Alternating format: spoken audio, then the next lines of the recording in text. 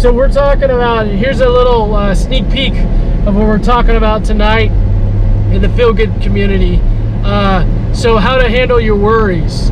So one of the things that I teach people is to be able to delay your worries. So basically to schedule a time for worries. So we call it worry time, right? This struggle got purpose and we grow.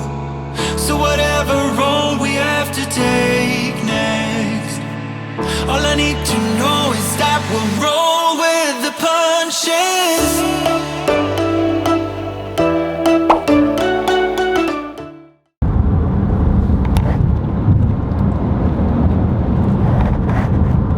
Mic check, just to see the mic was on. All right, y'all, I'm headed to, oh, I forgot, good morning. I'm headed to Italian Delight.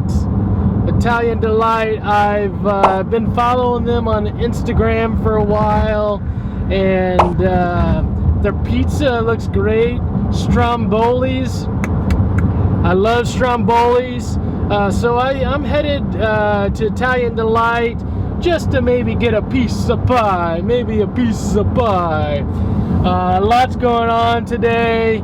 Midwest Anxiety, y'all. Lots of new clients to call and just get worked in.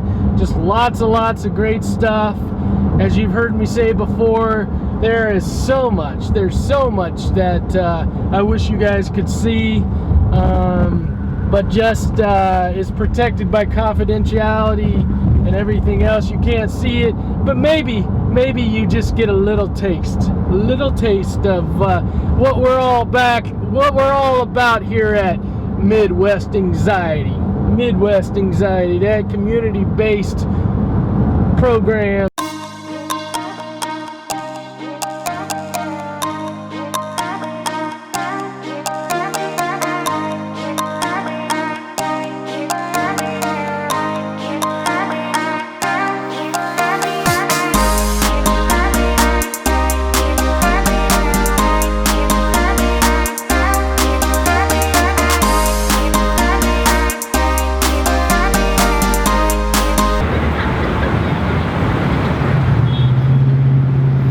Y'all, I ordered a piece of sausage pizza and just waiting for them to bring it out. So we'll just catch you up on what I've got going on today. So I've got about an hour until I've got to see a client in the community, in their home, and then let's see, I've got 1, 2, 3, 4, 5 clients online today. So from about 1 o'clock until 7 o'clock, really, I've got clients, and then at 7 o'clock to 8 o'clock we've got the Feel Good community. From about 1 to 8, guys, I'm just gonna be clients, guys.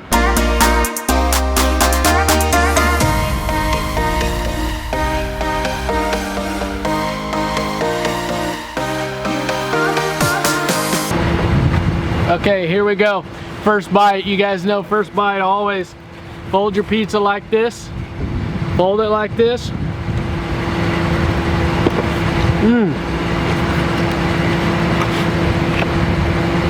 That's good, guys. That's good pizza.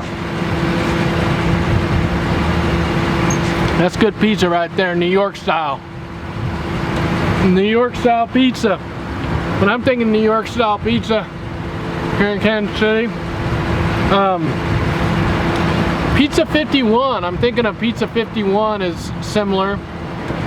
You know, it's got the thin crust, and then it's got the thin crust. It's a big piece of pizza, and then here you got just nice dough at the top. Here you got nice dough.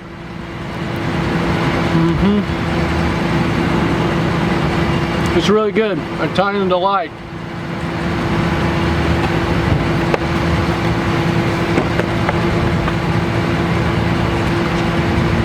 Okay, guys,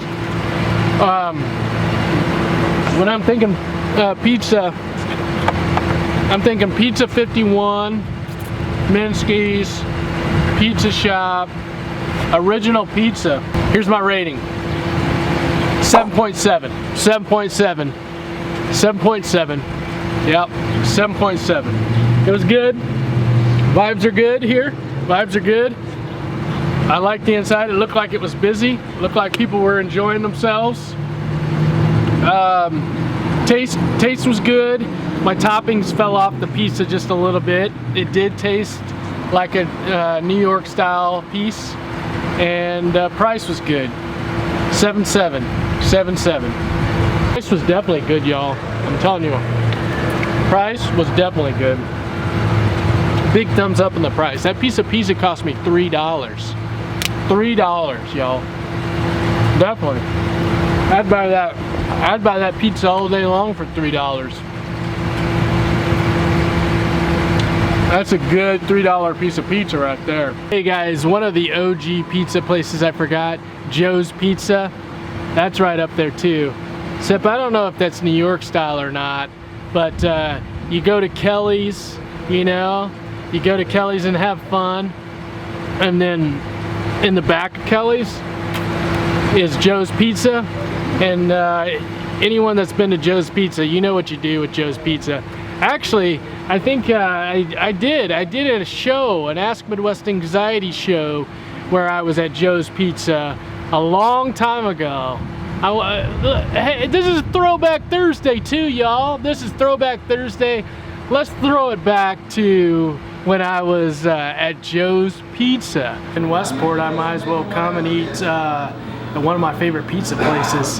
One of the reasons why I totally like it is, let me show you how you do it at Joe's. You got the honey, the officials at Joe's Pizza honey. You take it, and what do you guys do? What do you think you do with the honey? You take it, and you see this pizza here, you put honey all over the pizza, just like that.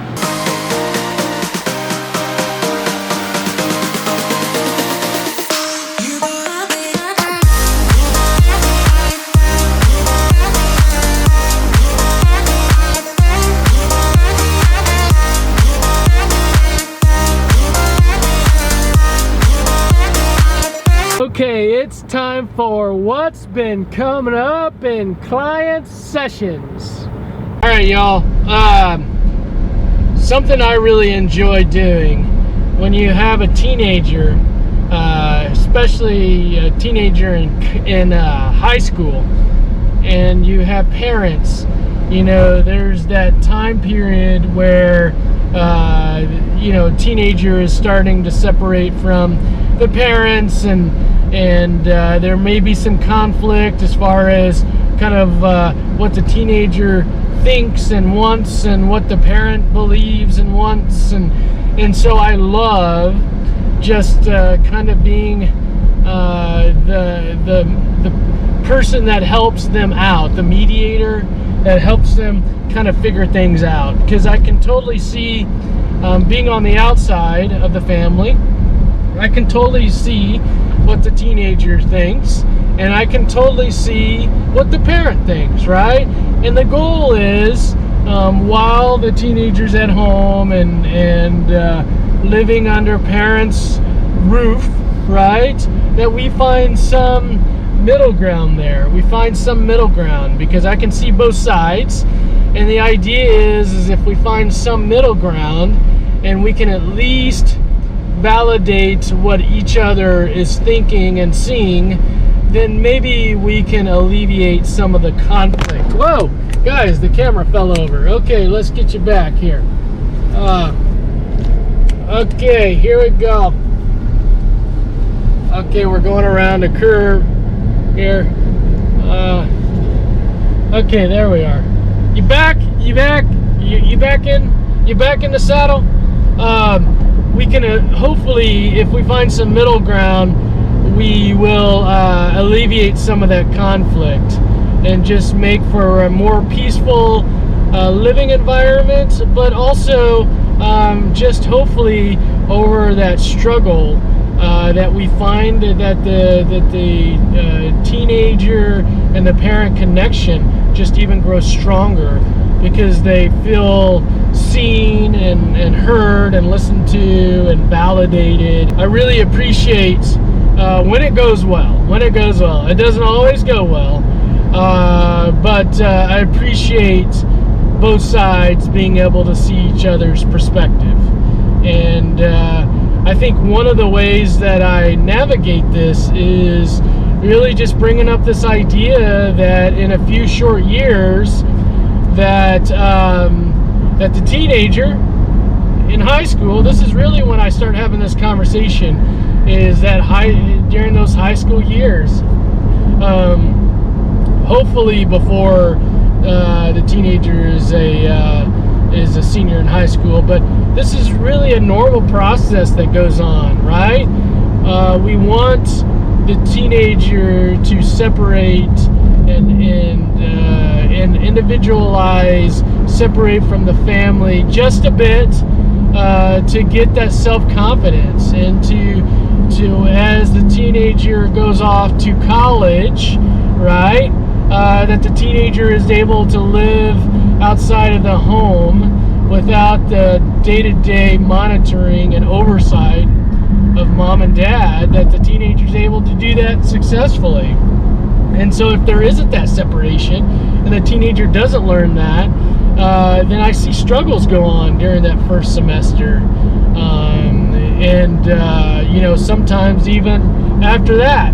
And from the parent's perspective, I think it's important for them to not micromanage and not to hover and not to basically have the teenager follow all of their rules that they would just as a parent, that they take a step back, that the parents take a step back and also separate.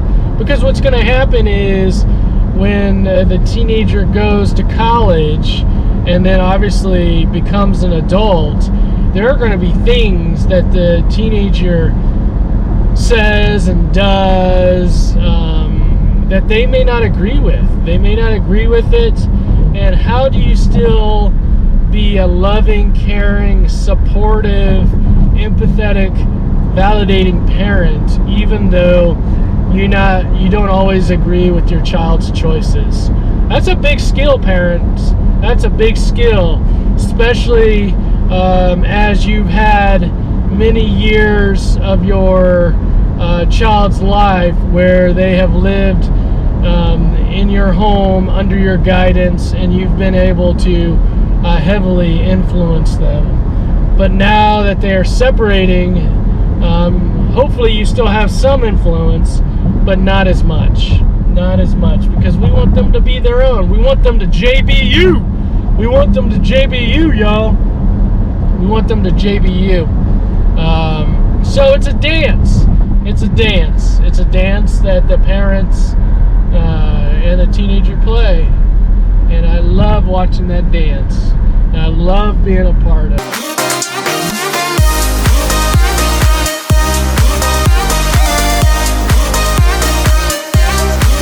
So we're talking about, here's a little sneak peek of what we're talking about tonight in the Feel Good community. So how to handle your worries.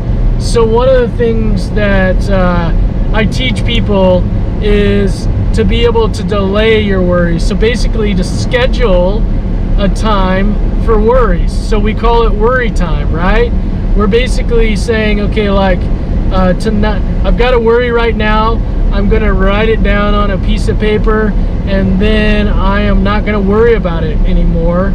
And then tonight at 6:30, I've scheduled my worries. And so I'm going to, tonight at 6:30, I'm going to sit down, and all the things that I have on my piece of paper, I'm going to worry about. Now here's the thing.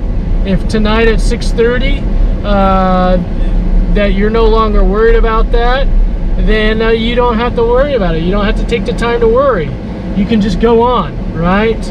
And so the idea is when you have a thought or a worry that pops into your mind, that you're going to delay it. You're going to delay it until a future time.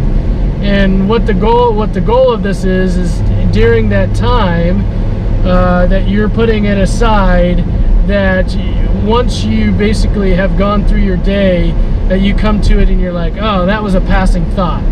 That was a passing thought. I'm not worried about it anymore. Now, let's say that you're worried about it, right? Worries are like a rocking chair. Worries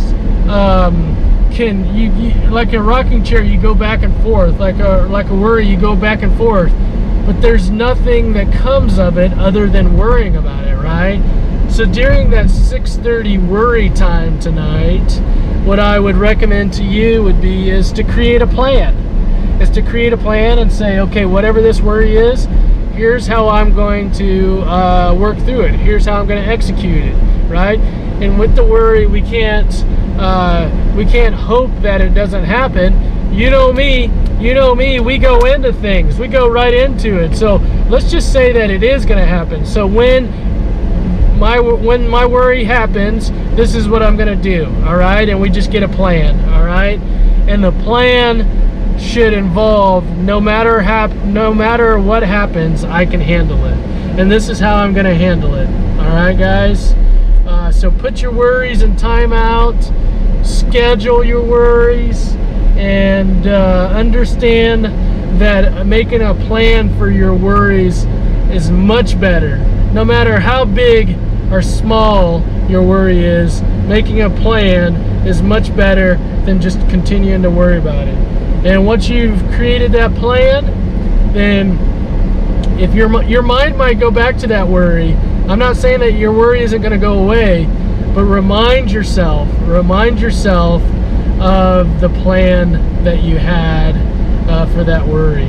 If you ever want to join us in the Feel Good community, definitely do that. Definitely go to MidwestAnxiety.com. I would love for you to go there. There's links for the Feel Good community, MidwestAnxiety.com. Join us. Feel Good community is, man, I'm loving it, guys. I'm loving it. It's our middle child. Between their classes and individual therapy. It's just that sweet spot in between. 4 times a week, we have live community discussions. You get full access to our resource library. You can ask me any question and I will respond to it. If there's something you're struggling with, there are people in the Feel Good community that are also struggling with something similarly, so you get their support. The community is just big thumbs up to the community, the Feel Good community, just loving it. It's a great place to be, to get continuous support, feedback. It's good, guys. All right, y'all. I'm gonna be out. I'm gonna be out the rest of the day and the rest of the evening. And when I'm finished up tonight, it'll be after 8 o'clock. So you guys have a great rest of your Thursday, and I'll see you back tomorrow for Feel Good Friday, y'all. Feel Good Friday.